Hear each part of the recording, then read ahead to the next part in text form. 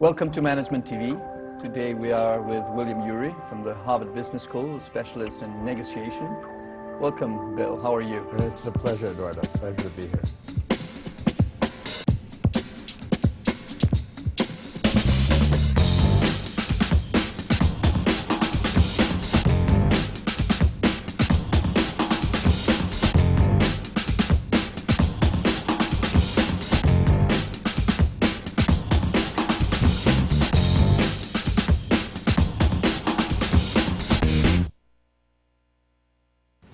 Why don't you tell us when and how you started to study negotiations?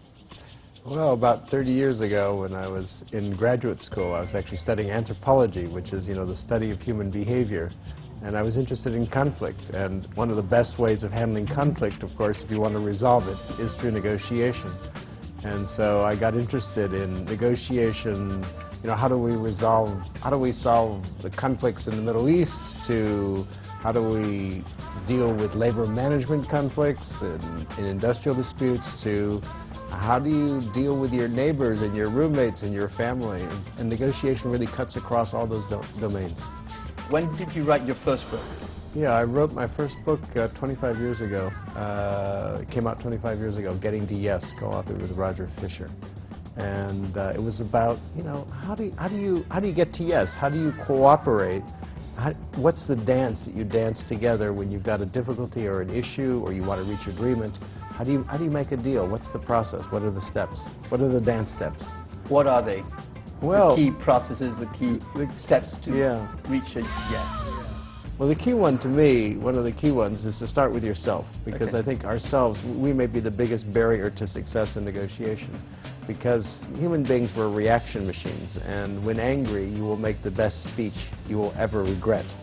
And so, first thing is, I use the metaphor of go to the balcony, which is take a step back from the negotiation, take a step back from the situation, like go to a balcony overlooking the stage, to kind of keep your eyes on the prize, see what's important there, what do you really care about in the negotiation?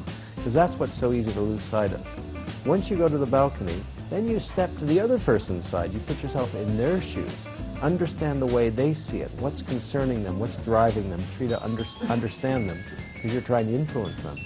Understand what your interests are, understand what their interests are, and then look for a solution that can meet both sides' interests. What was your second book about? Second book, well, probably the most frequent question I got about the first book was, oh yeah, but how do you get to yes if the other side says no? I mean, what if they're not interested in negotiation? What if they're not interested in cooperation? How do you deal with someone who's emotional or very rigid, refuses to even engage in negotiation? Or how do you deal with someone who uses dirty tricks? And so